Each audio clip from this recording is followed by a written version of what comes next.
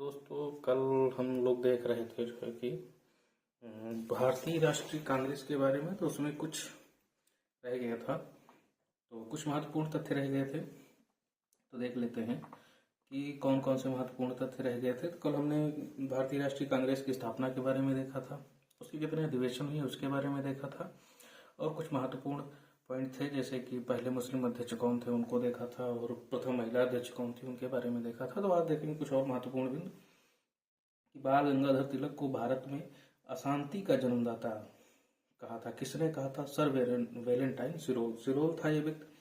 इसने बाल गंगाधर तिलक जी को भारत में अशांति का जन्मदाता कहा था। देश में पहली राजनीतिक हड़ताल की गई थी। किसके द्वारा पहली राजनीतिक हड़ताल की गई थी?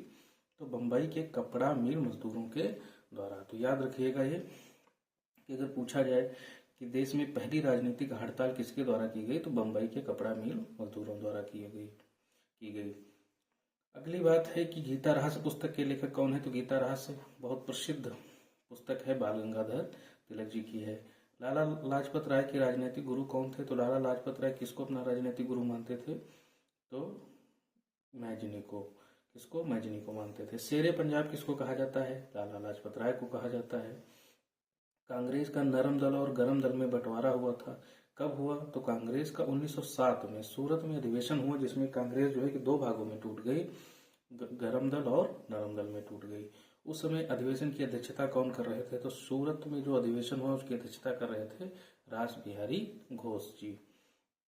ठीक है, तो यहाँ तक हो गया। अब देखते हैं जो कांग्रेस दो भागों में टूटी, वो एक था गरम पंथी नेता और दूसरे थे नरम पंथी नेता। तो ये लोग कहते थे कि जो है कि ये ऐसे नहीं जाएंगे, इनको जो है कि हमें धरना हड़ताल, ठीक है, और जो है कि उग्र रूप से जब तक हम आंदोलन नहीं चलाएंगे तब तक ये लोग यहाँ से अंग्रेज जाएंगे नहीं। तो उसमें कौन कौन थे? लाल बाल पाल थे, लाला लाजपत राय, बाल गंगाधर तिलक, और पाल में कौन थे? बिपिन चंद्र पाल, और चौथे थे अरविंद घोष जी। तो ये लोग थे। और अगर नरमपंथी में देखा जाए तो ये लोग क्या करते थे?